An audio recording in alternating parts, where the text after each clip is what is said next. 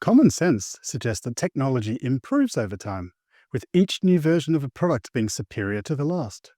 Yet this is not always the case. Often adding one feature comes at the expense of other features. For example, take a look at your mobile phone. I'm guessing you'd all like a longer battery life, right? And this is something we could absolutely do, but at the cost of a thicker and heavier phone, which I'm guessing is something you probably don't want. So there is a necessary trade-off between size and battery life, which is due to the current limitations of battery technology. And as we'll see, something like this is already starting to occur when it comes to large language models like ChatGPT.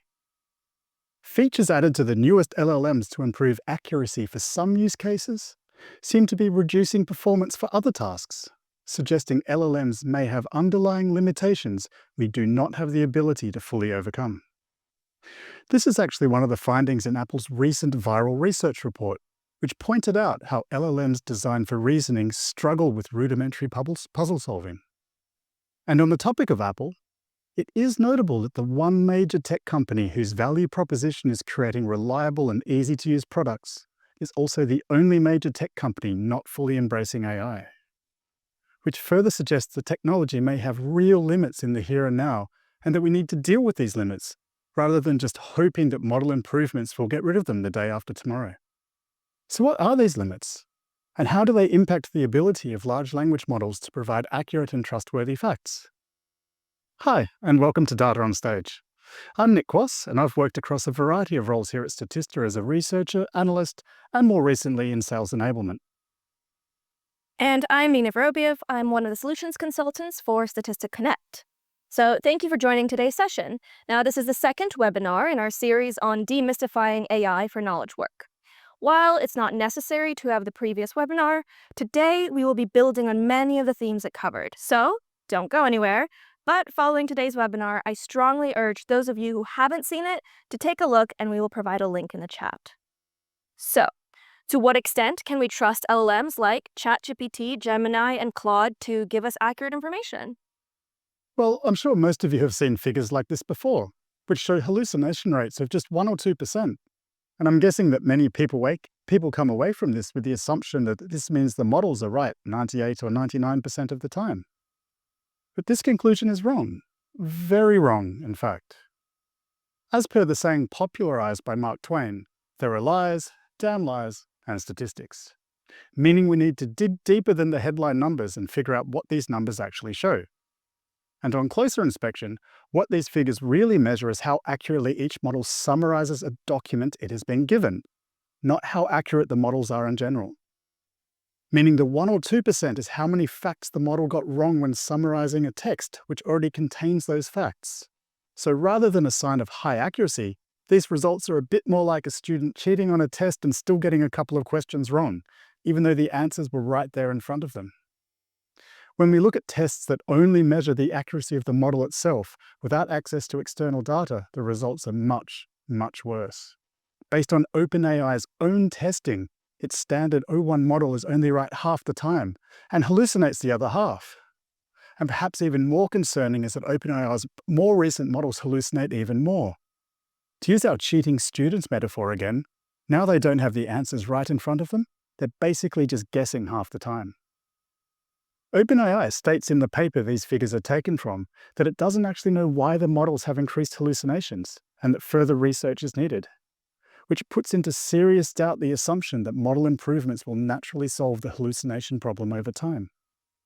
In other words, hallucinations and inaccuracy are here to stay for now, so we need to figure out how we're going to deal with them. You might ask whether other models fare any better, and the answer is, well, no. Based on a test of 200 questions covering spatio-temporal reasoning, social intelligence, and a few trick questions for good measure, all current models are far behind the human baseline, with most models being wrong over half the time.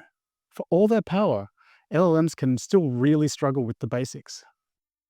Of course, LLM providers know this and have tried to address this problem by integrating web search features into their LLM chat tools. This way, the model has access to external data, and it's not relying on its own internal resources. But as we saw in the last webinar, this is not sufficient to solve the problem. LLMs struggle to consistently select reliable, up-to-date, and accurate sources. And even when they do, they can still misrepresent the data from the source, meaning all facts and sources need to be manually verified. All of them. As even if only 10% is wrong, you don't know which 10% that actually is. In other words, LLMs are great for productivity, but terrible for truth. The temptation of just letting an AI do the research for you is understandably strong, but without robust verification, AI output is all but guaranteed to contain inaccuracies. And how can we know that others have not given into that temptation, letting these inaccuracies creep into their content? Putting all this together, we can sum up the impact of AI in just one word: uncertainty. Specifically, we can unpack three main layers of uncertainty for knowledge workers using AI. First is uncertainty over AI outputs. As we just saw, LLM output is inconsistent with alarmingly high rates of inaccuracy, and there is no guarantee this will change anytime soon. Second is uncertainty over the quality of online data itself. While disinformation was a concern before ChatGPT burst onto the scene in late 2022, AI has turbocharged this problem. Online content can now be generated quicker than anyone can keep up with, making it harder and harder to know which data to trust. Crucially, this need not be a result of bad faith actors. Disinformation can be inadvertently increased by those who simply give in to the temptation of efficiency and don't fully verify AI content before publishing it. AI is therefore very much a double-edged sword when it comes to research, as its efficiencies have created deeper and deeper pool of disinformation that researchers need to navigate. Now, while experienced researchers develop instincts to quickly identify questionable sources upon sight, AI models lack these instincts and can take clear cases of disinformation as fact, further adding to the problem.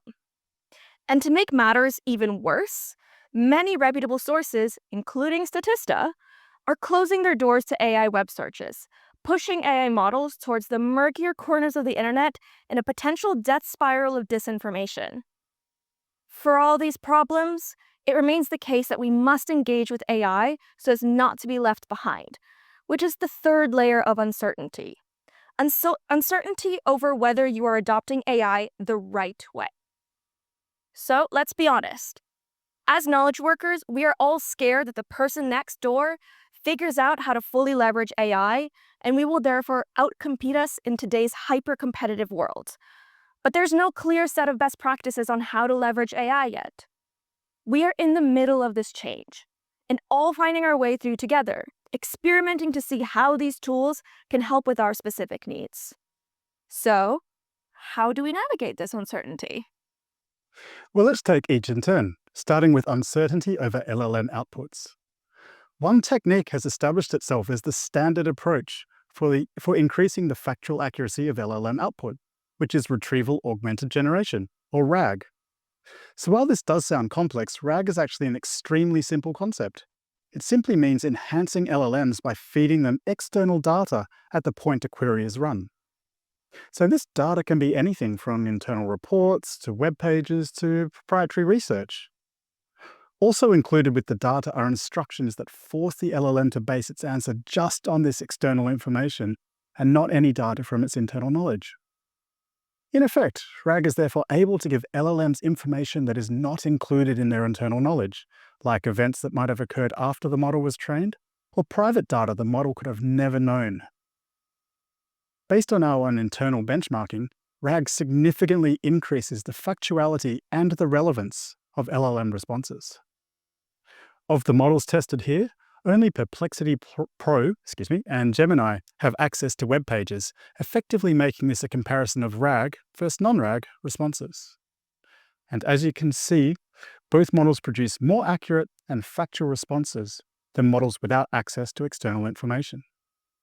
However, you can also see that hallucinations remain a problem. So why is this? Why do hallucination rates remain the same, even though factuality and relevance are increased? To answer this question, let's dig a bit deeper into how a RAG pipeline actually operates. There are 4 key elements to any RAG pipeline: the sources, how those sources are stored in a database, the data retrieval system, and the guardrails. And the quality of the overall system depends on how these elements are implemented. Let's start with the sources. In the case of Perplexity and Gemini, the sources are the entire corpus of online content, or at least those websites which allow LLMs to access them. And as we've already seen, there are increasing questions about the quality of online information. We'll talk about this in more detail later. For now, we can just note that these concerns may play a part with the issue of persistent hallucinations. Secondly is how the data is stored. In the case of an LLM with web search capabilities, there are potentially infinite ways the data can be stored, as that's up to individual web pages. This can affect the accuracy of the output, as some types of data are better suited than others to RAG. Moreover, there is a connection between data types that do not play well with LLMs and increased hallucinations, unless specific guardrails are in place. Third is the question of data retrieval. As covered in depth in our previous webinar, there are major concerns with AI's ability to select relevant, reliable, and up-to-date sources. Also, access to partial data from online sources, like when information is behind a paywall, is a known cause of hallucinations. An imperfect data retrieval system is therefore highly likely to add to hallucinations. And finally, we have the guardrails. This is effectively the prompts that tell the LLM to only use the external data when formulating its response, plus any additional instructions the engineers have found which improve the quality of the output. An example of the latter could be something like creating a template for the LLM's response to follow, or explicitly telling the LLM not to answer a question if insufficient information is available. In the case of an LLM which could process a potentially infinite number of questions about a potentially infinite number of data types and structures, it's extremely hard, if not impossible, to include specific guardrails, as the number of potential edge cases is limitless. An inability to include specific guardrails is therefore also a cause of hallucinations. Now, in the next part of the webinar, we want to show you how we at Statista have overcome these issues in our AI research tool titled, Research AI. This is intended as an example of best practices, so please feel free to adopt these principles in your own AI systems and workflows. While naturally we are proud of our tool and would love for you to use them, the main aim of this webinar is to educate everyone on the risks of using LLMs for research and giving you some concrete strategies to mitigate these risks. Now, if you don't mind, I'll skip over the question of sources for now, as we want to focus on this in more depth shortly.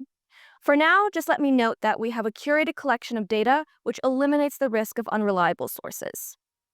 Instead, let's start with how the data is stored. Now, there are formats of data that work extremely well with AI and forms which cause more trouble. Notably, LLMs really struggle with long documents and large tables of data. And this is for two reasons. First, because the more information an LLM is given at once, the more the model's performance tends to decline. LLMs thrive on having short, concise chunks of text to process, which is why most RAG setups will chunk larger documents into smaller, chunks. The model then just needs to process the relevant part of the document, not the full thing, which makes sense. One does not need to read all of War and Peace if all one wants to know is who wrote it. But that leads to our second issue, that this process of chunking can lose context. To continue our example, now that we know Tolstoy is the author, let's say that we are doing a research project on him, so we break several biographies into small chunks and upload them. However, many chunks likely don't refer to Tolstoy as, Tolstoy, instead using a pronoun like he or him, and from that chunk alone, the model does not know who that pronoun refers to, leading to, inaccuracies. It may miss a crucial fact because it doesn't know who he is, or even report incorrect information by associating the wrong person to the pronoun. In other words, the model does not have sufficient context, which increases inaccuracy. This issue is especially pronounced with large tables of data, which often lack context altogether, especially if they have been chunked into smaller pieces. As anyone who has used LLMs for data analysis knows, getting it to work in even the most basic way is often a case-by-case process, involving lots of specific guardrails born from trial and error. So we overcome this issue through formatting data in a way that makes it as accessible as possible, with our researchers selecting the most appropriate visual for that data series and then accompanying it with a short written context. And this has always been our approach to data, which is great because it turns out this combination of a limited set of figures plus a written context is exactly what AI systems thrive on. No breaking up of text mid-sentence or long data tables that lose meaning when chunked, just a short, self-contained overview of a particular fact, which can ground an LLM's output. Next is the issue of ensuring the right information is retrieved. Our engineers have leveraged our existing search capabilities to build a customized pipeline which analyzes the original query and then selects a range of relevant statistics based on this analysis. We're extremely fortunate in that we have the in-house expertise on this exact topic, which we could then leverage to build a custom retrieval pipeline. Because this is the level of attention needed. If the wrong information makes it to the LLM, you will get the wrong answer. The importance of building a proper data retrieval pipeline cannot be overstated. And finally, we have the guardrails. Because we know what the data types that will be included in our RAG pipeline are, and the use cases for the tool, we can put in specific guardrails for that data and use. For example, we've instructed Research AI to recognize when there is insufficient data on a topic and not generate a response. We've also put guardrails in place around how the response is to be structured, which greatly increases accuracy and, crucially, also transparency. And the results speak for themselves. Through this approach, we have been able to create a research tool with a significantly lower rate of hallucinations than other LLM tools. Research AI is 20% less likely to hallucinate than LLMs when answering the same questions, a number which will improve over time as we further refine our RAG pipeline. And as Research AI pairs our trusted data with cutting-edge LLMs, any improvements to the underlying models will also flow through to the tool. Research AI is also much more transparent than other tools, making it easier to verify any output. All data is clearly referenced with direct links to the original source, allowing for a much more efficient verification workflow. A well-implemented RAG system is therefore the most powerful tool we have to address the uncertainty of AI outputs. But it must be well implemented, because without proper attention to every element in the pipeline, results can still be unreliable. Even with a well-implemented RAG system, though, there is uncertainty over the quality of data sources. And as we've seen, there are some serious question marks over the quality of online information. And it's highly likely that increasing AI adoption will make these issues even worse. In more limited RAG systems, this isn't really a problem. For example, if you're just using your internal documents, or just using quality data on a single topic, maybe from another market research provider, this isn't an issue. But what happens if you need a broader range of data to provide accurate answers over a wide range of general questions? This is where our database of 1.1 million curated statistics from over 20,000 human-verified sources has a unique role to play in an AI-enabled world. Over the last 17 years, our mission has been to build up the broadest possible collection of relevant statistics from trusted sources, with each statistic hand-chosen by researchers who are an expert in their field. And we're lucky because the way we've formatted this data just happens to be perfect for LLMs. Our database is therefore an essential resource for the verification workflow of any researcher. Each source and fact has already been human verified, while Research AI provides a way that one can leverage the flexibility of AI with minimal risk and with a streamlined verification process. Now, this talk of workflow brings us to the third layer of uncertainty, whether one is leveraging AI the right way. As mentioned, we are in the process of that AI transformation, meaning there's no correct way to implement AI. Best practices and optimal solutions are being worked out now through experimentation, which means everyone is at a different place when it comes to AI adoption. To cater for this new reality, our recent priority has been to increase the ways people can access our data, so that we can meet them where they are on their AI journey. every person has a different use case and tolerance for risk when it comes to AI adoption. For those understandably cautious of the technology, for example, in professions like healthcare or public policy, where one mistake can mean the difference between life and death, our traditional platform remains a trusted source of information amidst a landscape of increasing disinformation. And for those who want to leverage AI in the safest possible way, Research AI provides that exact opportunity. And Statista Connect is our answer to those seeking greater flexibility in how they use our curated data within their own AI workflows. While Research AI offers a streamlined interface with pre-configured prompts and retrieval settings, maximizing ease of use and minimizing hallucinations, Statista Connect moves in the opposite direction. It allows you to integrate our data directly into your own systems via an API. Now, what is an API, or an application programming interface? It allows one piece of software to request and receive specific data from another system in a structured, reliable way. Think of it like a restaurant. If your software is the customer and Statista's data is the food, then the API is the waiter. It takes the customer's order, delivers it to the kitchen, and returns with exactly the dish that was asked for. Now, what's the advantage here? Flexibility. You get to define the logic, select the model, manage the retrieval pipeline, and tailor the prompts, all according to your use case. You can blend Statista's verified facts with your own proprietary data and embed the results into dashboards, custom applications, or even a custom LLM chatbot. That being said, there is a trade-off. With freedom comes great responsibility. Statista Connect gives you control over how and when our data is accessed, but this also means you take on the engineering complexity of the implementation. Prompt tuning and output guardrails all fall on your side. And more importantly, with that freedom comes the need for stricter output verification, as we cannot constrain the model's behavior in the same extent. And that raises the risk of hallucinations, unless the AI is properly guided. And this is why Statista Connect is ideal for organizations further along in their AI adoption curve, those with the technical infrastructure and, appetite to embed RAG pipelines into their own ecosystems, and they'll find in Statista Connect a robust, endlessly flexible data backbone. As part of the process, our engineers will work with you to build the best possible implementation of our data into your systems, meeting you exactly where you are.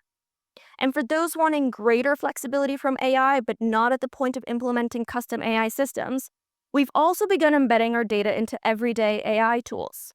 For example, Statista will partner with Microsoft to bring our content into Copilot, meaning you can soon combine it with your own data from directly within Microsoft tools like Word, Excel, and Teams. Similarly, Statista data is now available in Canva and will soon be accessible through Perplexity, enhancing these platforms with human-curated, verifiable data. And regardless with where you are on this journey, for the foreseeable future, it's essential that you have access to external data to leverage AI. As we saw, without external data, LLMs have truly concerning accuracy and hallucination rates, after being right less than half the time. Yet it is hard to know which data to trust.